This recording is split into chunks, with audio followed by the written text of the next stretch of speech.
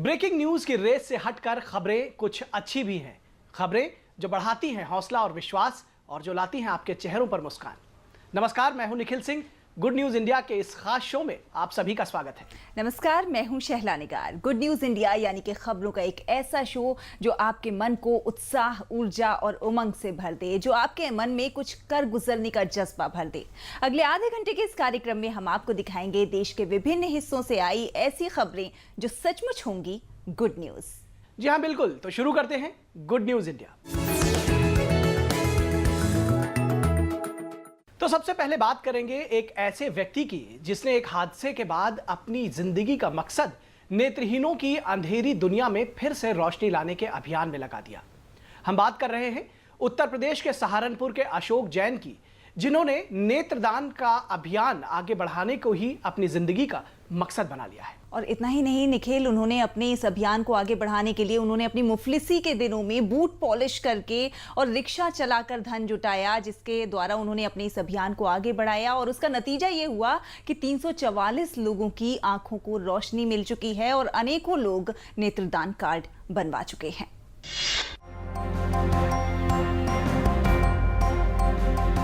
सहारनपुर और इसके आसपास के इलाकों में अशोक जैन का नाम किसी परिचय का मोहताज नहीं है। नेत्रहीनों की अंधेरी दुनिया को फिर से रोशन करने के अभियान में जुटे 50 साल के अशोक जैन की सन 1971 ईस्वी में बॉक्सिंग के दौरान मुक्का पड़ने से एक आंख की रोशनी चली गई थी। पिता ने अशोक का कॉर्निया प्रत्यारोपित कराया तो उनकी दृष्टि वापस आ गई। अशोक जैन ने नेत्रदान के महत्व को समझा और ये संकल्प लिया कि वो अब जीवन भर लोगों को नेत्रदान करने के लिए प्रेरित करते रहेंगे। तभी से वो नेत्रहीनों की बुझी हुई आंखों में फिर से रोशनी की लौ जलाकर अंधता के अभिशाप को कम करने का पुनीत कार्य कर रहे हैं। लेकिन अशोक का सफर आसान नहीं रहा। शुरुआत में उन्हें काफी आर्थिक संकटों का सामना करना पड़ा, लेकिन उनका दृढ़ संकल्प उन्हें इस मिशन से डिगा नहीं सका। ये कहते हुए फख्र होता है कि सहारनपुर जिला जो है उत्तर प्रदेश में नंबर 1 पोजीशन पे जा रहा है। फर्स्ट अवार्ड मिला है। ये यहाँ पे अब तक 344 आँखें यहाँ से पब्लिक से मिल चुकी हैं और लोगों को लग चुकी हैं। तो अच्छा लगता है कि जब जिनको आंखें लगती हैं, उनसे जो दुआएं निकलती हैं, उनके जो चेहरे पे खुशी का एहसास होता है, उससे और भी आगे बढ़ने की प्रेरणा मिलती है। सहारनपुर में अशोक जैन के इस नेत्रदान अभियान की शुरुआत वर्ष 2002 में हुई। यहाँ उन्होंने किराए के एक कमरे में रोशनी आई बैंक के नाम से एक कॉर्निया कलेक्शन सेंटर की स्थापना की और जिला प्रशासन से अनुबंध कर अपनी पत्नी कुसुम के साथ नेत्रहीनता के अभिशाप को दूर करने में जी जान से जुट गए। इसी मिशन को आगे बढ़ाने की जद्दोजहद में इनकी पत्नी कुसुम की एक सड़क हादसे के दौरान मौत हो गई। इस हादसे से अशोक जैन अकेले जरूर रह गए, लेकिन वो कमजोर नहीं पड़े और मिशन को आगे बढ़ाते रहे। ये अशोक जैन की मेहनत और लगन का ही नतीजा है कि अब तक 344 नेत्रहीन लोगों को उनकी कोशिशों से आंखों की रोशनी मिल चुकी है। अब ये उम्मीद की जानी चाहिए कि अशोक जैन और सहारनपुर के लोगों से प्रेरणा लेते हुए नेत्रदान का मिशन पूरे देश में आगे बढ़ सकेगा। सहारनपुर से गुड न्यूज इंडिया के लिए राव फरमात अली की रिपोर्ट। कहते हैं कि नेत्रदान महादान, और अशोक जैन ये जो काम कर रहे हैं शहला, निश्चित तौर पर ये काबिले तारीफ है। इतना बड़ा काम है लोगों के जन जन तक ये बात पहुंचाना कि वो नेत्रदान करें। बिल्कुल निखिल, और हम अक्सर देखते हैं कि महत्वपूर्ण पदों पर रहते हुए लोग सेवा भाव से जनता की सेवा में लगे रहते हैं, लेकिन ऐसे बहुत कम लोग होते हैं जो रिटायर होने के बाद भी सेवा के भाव से काम करते रहें। जी बिल्कुल, हम बात कर रहे हैं retired IAS officer SK Mishra की। जब वो अपने पद पर थे तो उन्होंने तमाम ऐसे काम किए जिसकी वजह से गरीब गुरबों का फ़ायदा हुआ, जनता की सेवा हुई। लेकिन सबसे ख़ास बात यह है कि रिटायर होने के बाद वो अपने इस अभियान को, जो जनता की सेवा करने का अभियान हो, उससे वो पीछे नहीं हटे हैं। और हमने उनके इस मिशन को लेकर के उनसे ख़ास बातचीत की। हमारे साथ इस समय ITRHD के चेयरमैन SK मिश्रा जी मौजूद हैं। आइए खुद उनसे बात करते हैं। SK Mishra ji, DD news में आपका स्वागत है। सबसे पहले आपसे जानना चाहेंगे कि आपके मन में इस संस्था की स्थापना करने का विचार कैसे आया? जब मैं UPSC से रिटायर हुआ 1997 में, तब मैंने इसकी तरफ ध्यान दिया और इसमें इसका मैं चेयरमैन 10 साल करीब चेयरमैन की हैसियत से किया। तो इंटेक जो था वो संस्था, वो कंसर्न था रेस्टोरेशन ऑफ मॉन्यूमेंट्स बेसिकली। तो उसमें जो बहुत महत्व के मॉन्यूमेंट्स हैं, इमारत हैं, वो तो ASI के ज़िम्मे हों, लेकिन हज़ारों ऐसे हैं जिनका कोई वारिस नहीं था, तो उसके लिए इंटेक स्थापित किया गया। तो इंटेक ने अपना उसका किया था। तो इंटेक में मैं 10 साल था। इसके बाद 10 साल के बाद मैंने ITRHD स्टार्ट किया, Indian trust for rural heritage and development. आपने आजमगढ़ के बुनकरों के लिए भी काम किया है, आपने अभी हाल ही में वहाँ विजिट किया था, क्या कुछ इनिशिएटिव लिया है? देखिए, आजमगढ़ में क्राफ्ट्समैन एक तो बुनकर हैं और एक पॉटर्स हैं। उनके सामने एक समस्या ये है मार्केटिंग की। मिडलमैन प्रॉफिट सारा वो ले जाते हैं, तो उनको अपना सामान बेचने में कोई दिक्कत नहीं होती, लेकिन उनको जितना मिलना चाहिए उतना ही मिलता है। तो हमारा ये एफर्ट था कि इनको डायरेक्टली कस्टमर से कांटेक्ट किया जाए ताकि मिडलमैन हट जाएं, तो इनको प्रॉफिट ज़्यादा मिले। तो इसलिए हमने दिल्ली में आजमगढ़ फेस्टिवल स्टार्ट किया, जिसमें दिल्ली के लोग सीधे ख़रीद उनके साथ आते थे। उससे काफ़ी उनको इनकम हुआ। हम एजुकेशन पे ज़ोर दे रहे हैं। प्राइमरी एजुकेशन हमने एक गांव में प्राइमरी स्कूल स्टार्ट किया है, नर्सरी लेवल पे, सेकंड ईयर है, 100 बच्चे हैं। तो उसमें हम फोकस कर रहे हैं गर्ल चाइल्ड पे, जो क्योंकि उनको आगे लगाया जाते हैं। इसी तरीके से वुमेन्स एम्पावरमेंट पे हम जोर दे रहे हैं। तो इस स्कूल में जो टीचर्स हैं उन्होंने गांव से ही सिलेक्ट किए हैं। वहाँ लड़कियां सिलेक्ट की हैं जिन्होंने ग्रेजुएशन किया है, उनको 6 महीने ट्रेनिंग दिलवाई आजमगढ़, बनारस, दिल्ली में, और वहाँ वो पढ़ा रहे हैं नर्सरी लेवल के। ठीक है, तो उन पहले तो घर पर बैठे रहते हैं, कोई इनकम नहीं, अब उनको इनकम भी मिलता है।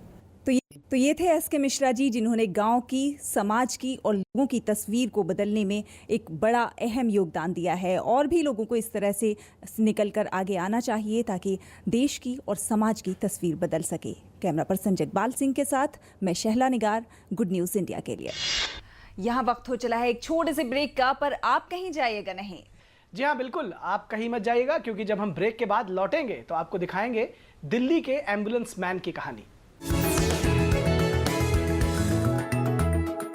भारत संचार निगम लिमिटेड यानी BSNL का पैगाम फ्री नाइट कॉलिंग योजना के नाम। रात 9 बजे से सुबह 7 बजे तक जितनी चाहे उतनी बातें करें, और वो भी बिल्कुल मुफ्त। और तो और BSNL की इस योजना में आप किसी भी नेटवर्क के मोबाइल या लैंडलाइन फोन पर रात भर बातें करें एकदम फ्री। भारत संचार निगम लिमिटेड की free night calling scheme, toll free number 18003451 BSNL पूर्ण स्वदेशी। हाँ, ये देखो, ठीक है, अब हाथ लगाओ। हाँ, चल। ओफो, ये क्या? ये तो टेढ़ा है, इसे दोबारा ठीक करते हैं। हाँ? बापू, रख दो इसे, पका हुआ है। तो क्या हुआ? इसे दोबारा बना लेते हैं। ये नहीं होगा दोबारा। क्यों नहीं होगा? आप ही ने तो कहा था कि एक बार घड़ा खराब हो जाए तो वो दोबारा ठीक नहीं हो सकता, बताया था ना। अरे सीख रहा है मेरा बेटा। शाबाश। ठीक इसी तरह अगर एक बार बच्चा कुपोषण का शिकार हो गया तो चाहकर भी हम दोबारा उसे ठीक नहीं कर सकते। कुपोषण यानी सही पोषण का ना मिलना, गर्भ से लेकर जन्म के पहले 2 आज पोषण का शिकार है, यानी शरीर और दिमाग से कमजोर। तो आइए मिलकर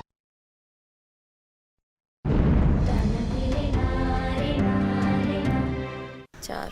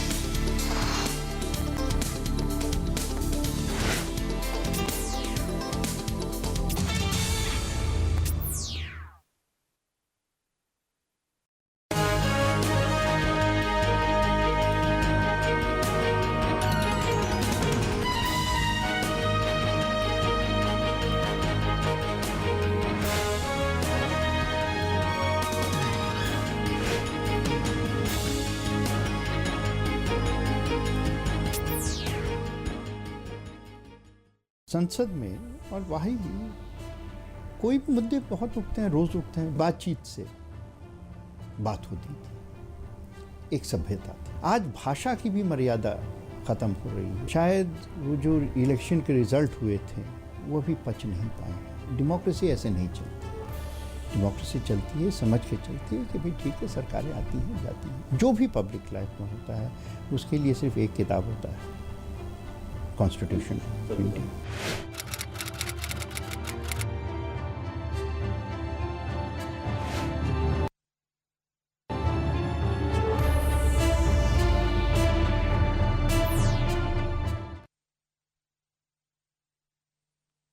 हाँ, ये देखो, ठीक है?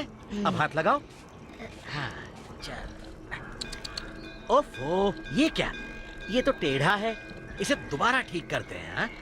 बापू रख दो इसे, पका हुआ है। तो क्या हुआ? इसे दोबारा बना लेते हैं। ये नहीं होगा दोबारा। क्यों नहीं होगा? आप ही ने तो कहा था कि एक बार घड़ा खराब हो जाए तो वो दोबारा ठीक नहीं हो सकता। बताया था ना? अरे सीख रहा है मेरा बेटा। शाबाश। ठीक इसी तरह अगर एक बार बच्चा कुपोषण का शिकार हो गया तो चाहकर भी हम दोबारा उसे ठीक नहीं कर सकते। कुपोषण यानी सही पोषण का ना मिलना, गर्भ से लेकर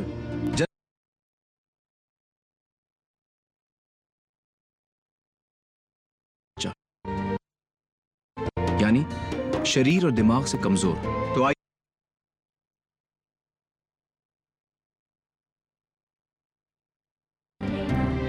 4 5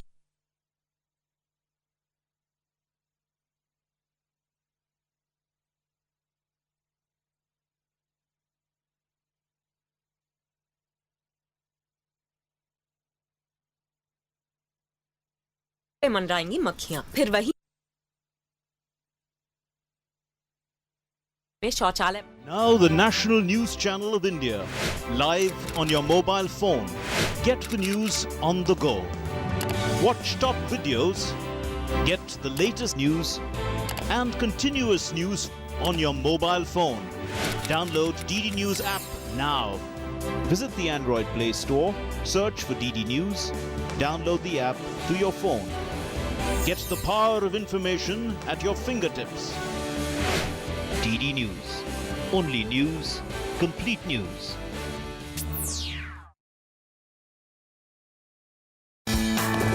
सुबह का सही आगाज ताजा खबरों के साथ, सुर्खियों के आईने से देश विदेश की सही तस्वीर और दिन के हर पहलू पर नजर। नया सवेरा सोमवार से शुक्रवार सुबह 7 बजे सिर्फ डीडी न्यूज पर।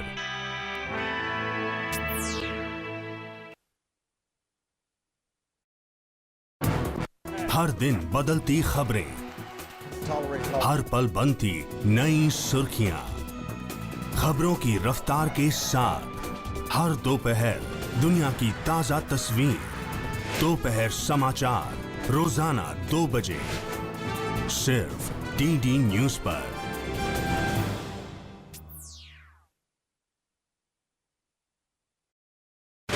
देश का राष्ट्रीय 6 पंजे 30। दिमाग तो हवाई जहाज है तेरा। नाना राकेट। हाँ हाँ रॉकेट। राकेट जी कहाँ? अम्मा खेत में आई है। जा रख ले। मुन्नी बीमार जो होने वाली है। बीमार? खुले में शौच करेगी, उस पे मंडराएंगी मक्खियाँ, फिर वही मक्खियाँ तेरे बनाए खाने पर बैठ उसे दूषित करेंगी और मुन्नी को बीमार। घर में शौचालय बनवा और इस्तेमाल कर। स्वच्छ भारत मिशन, एक कदम स्वच्छता की ओर। जहाँ सोच वहाँ शौचालय। ब्रेक के बाद एक बार फिर गुड न्यूज इंडिया के इस खास शो में आप सभी का स्वागत है। हम बात कर रहे हैं हिमांशु कालिया की, जिन्हें लोग प्यार से एम्बुलेंस मैन भी कहते हैं। सबसे खास बात है कि अपनी मेहनत की गाढ़ी कमाई से हिमांशु कालिया ने 7 एम्बुलेंसेस खरीदे हैं और इनका मानना है कि सेवा के लिए ये एम्बुलेंसेस कम पड़ती हैं और इसलिए अभी ये और भी एम्बुलेंसेस खरीदेंगे। हर किसी की चाह महंगी और लग्जरी कार में चलने की होती है, क्योंकि जब वो सड़क पर चले तो हर कोई उनकी ओर देखे। लेकिन एक व्यक्ति ऐसा भी है जिसे लग्जरी कार नहीं बल्कि एम्बुलेंस खरीदने का शौक है।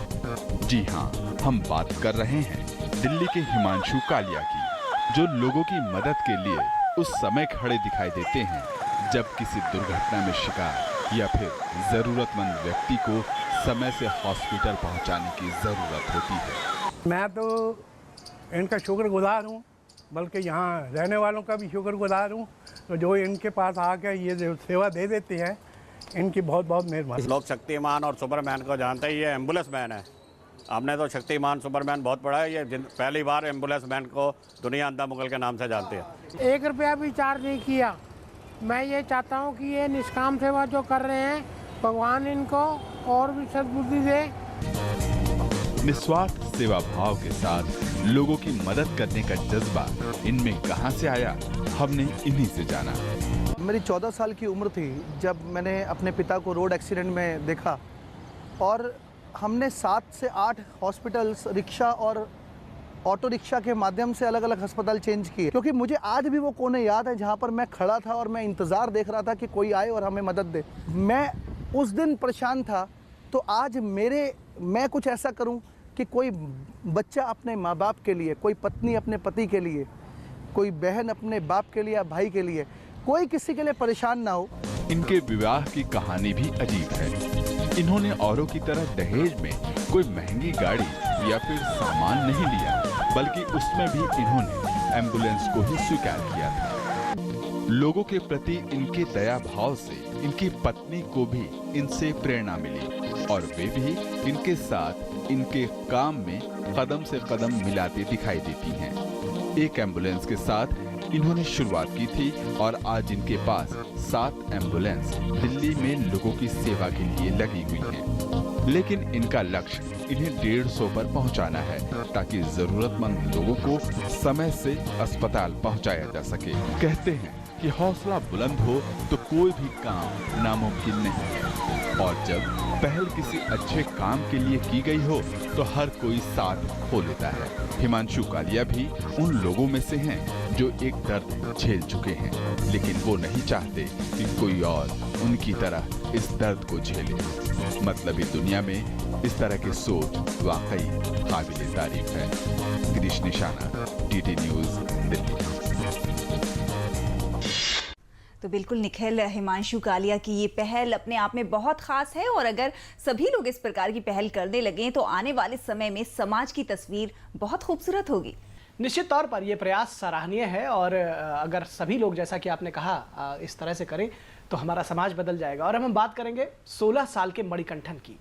बेंगलुरु के मणिकंठन 5 साल की उम्र में उन्हें पोलियो हो गया, लेकिन कहते हैं कि अगर किसी कमजोरी को कोई अपनी ताकत बनाना चाहे तो वो निश्चित तौर पर आसमान की ऊंचाइयां छू सकता है, और मणिकंठन ने ये कर दिखाया है।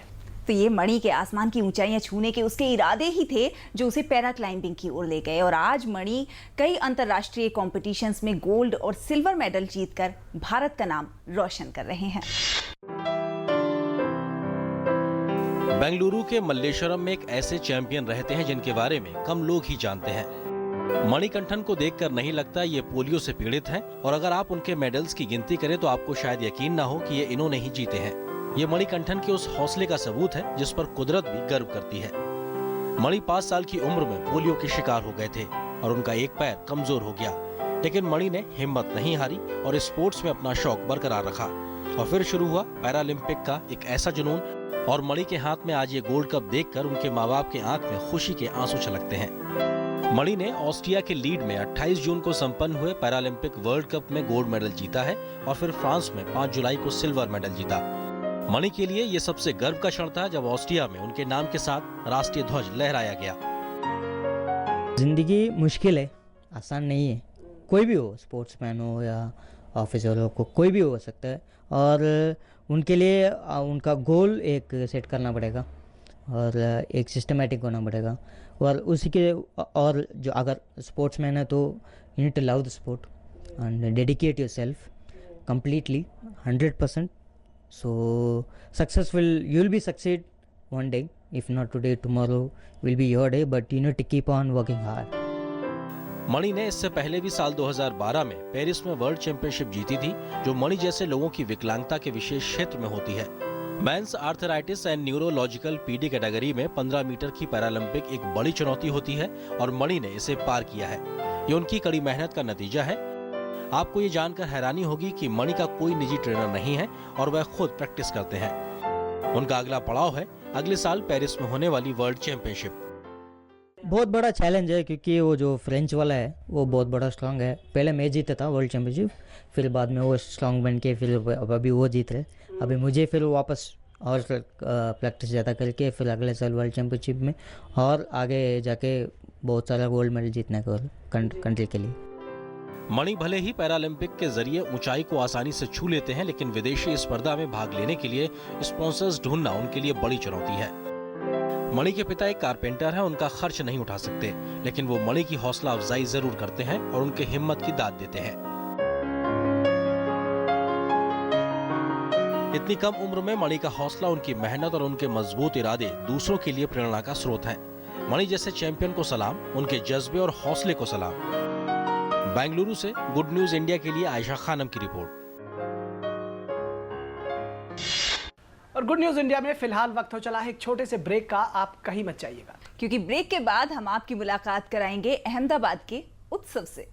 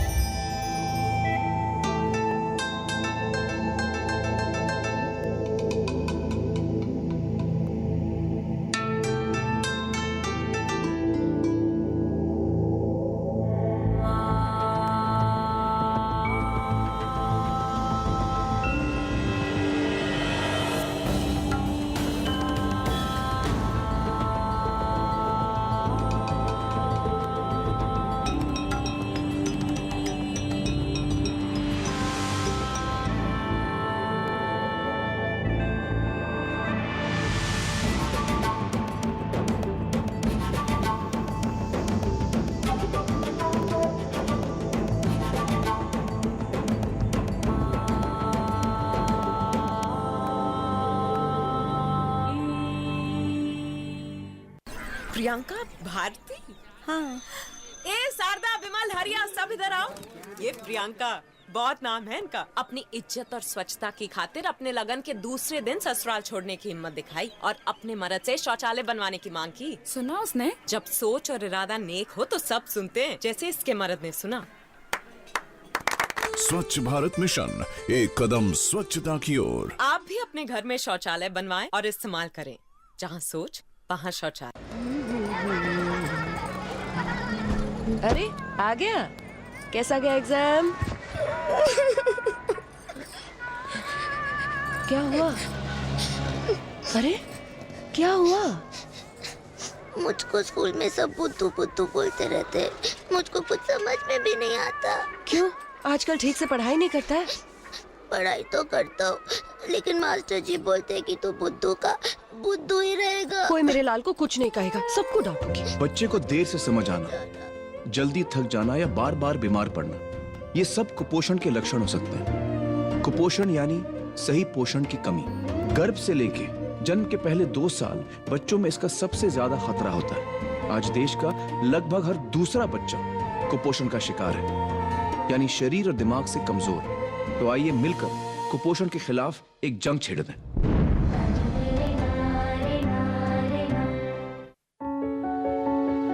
स्वच्छ पानी तो आपने पी लिया, लेकिन यहाँ स्वच्छता रखना किसकी जिम्मेदारी है? चिप्स तो इन्होंने खाया, पर ये खाली पैकेट किसकी जिम्मेदारी है? सही सामान तो मिल गया, और खाली पैकेट, ये किसकी जिम्मेदारी है? समझदार ग्राहक न सिर्फ सही सामान खरीदता है, बल्कि अपने कचरे का सही निपटान भी करता है। आप भी समझदार ग्राहक बनिए और स्वच्छ भारत का सपना सच कीजिए। जागो ग्राहक जागो।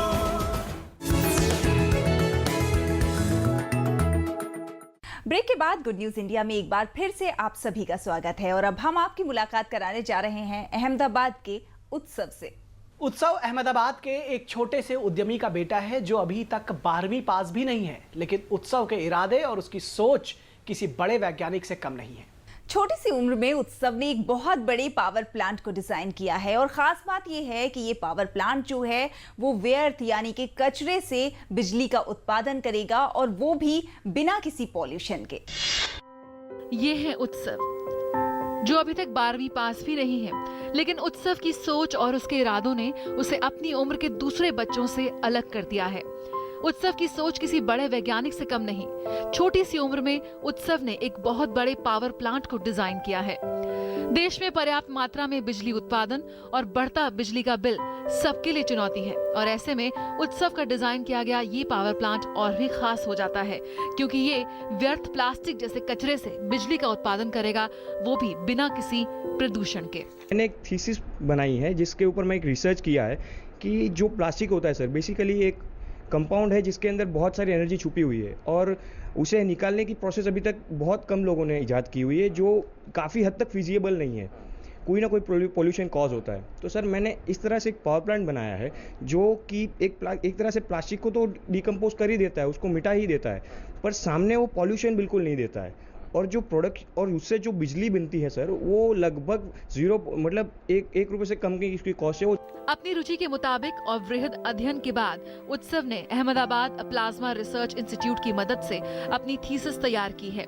इसके लिए उसे कई अवार्ड भी दिए गए हैं। अब उत्सव को पूरी उम्मीद है कि राज्य सरकार की मदद से उसका डिजाइन किया हुआ ये प्लांट जरूर जल्द शुरू हो सकेगा। हम पूरे अहमदाबाद के कचरे से लगभग कम से कम हम 5 डिस्ट्रिक्ट को बिजली दे सकते हैं और मैक्सिमम हम पूरे गुजरात को बिजली दे सकते हैं, पर हमें इनपुट हमारा कचरा चाहिए सर। प्रोजेक्ट को इम्प्लीमेंट करने के लिए सर मैं आनंदीबेन पटेल से मिला, सीएम गुजरात से, और उन्होंने फिर मुझे फर्दर गाइड किया एंड देन आफ्टर हम पायलट प्रोजेक्ट पे काम शुरू कर रहे हैं सर। लगातार बढ़ती बिजली की कीमतें जहां सभी की परेशानी का सबब बन रही हैं, उत्सव डिजाइन इस पावर प्लांट में बिजली का उत्पादन होगा जिसकी लागत 1 रुपए प्रति यूनिट से भी कम होगी।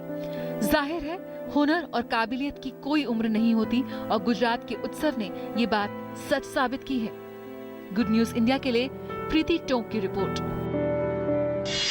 तो शहला, उम्मीद करते हैं कि उत्सव का यह पावर प्लांट जल्द ही बन सकेगा और इससे बिजली का प्रोडक्शन भी हो सकेगा। और सच बात तो यह है कि हमारे देश के बच्चे इतने इंटेलिजेंट हैं, इतने मेरिटोरियस हैं, इतनी प्रतिभा है उनमें कि वो कुछ भी कर सकते हैं। लेकिन दुख तब होता है जब हम देखते हैं कि हमारे आसपास के तमाम बच्चे ऐसे हैं जो स्कूल जाने से वंचित रहते हैं। शहला, आपने भी देखा होगा कि आपके भी घर के आसपास गली मोहल्ले में या स्लम एरियाज में तमाम बच्चे ऐसे होंगे जो स्कूल नहीं जा पाते होंगे। लेकिन कई लोग ऐसे भी होते हैं जो इन बच्चों को पढ़ाने के लिए बीड़ा उठाते हैं। बरेली की ही एक खबर है, वहां पर कुछ महिलाओं ने एक संस्था बनाकर गरीब बच्चों को पढ़ाने का बीड़ा उठाया है। ये महिलाएं जो हैं वो एक इवनिंग स्कूल के जरिए बच्चों में शिक्षा की जोत जलाने का काम कर रही हैं।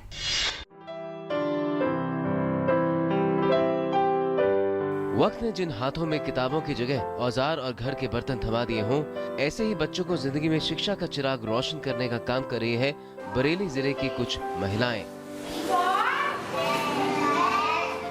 बरेली की कुछ महिलाओं ने एक वेलफेयर सोसाइटी बनाकर राजेंद्र नगर इलाके में पढ़ने वाली मलिन बस्ती के बच्चों के लिए इवनिंग स्कूल खोला है।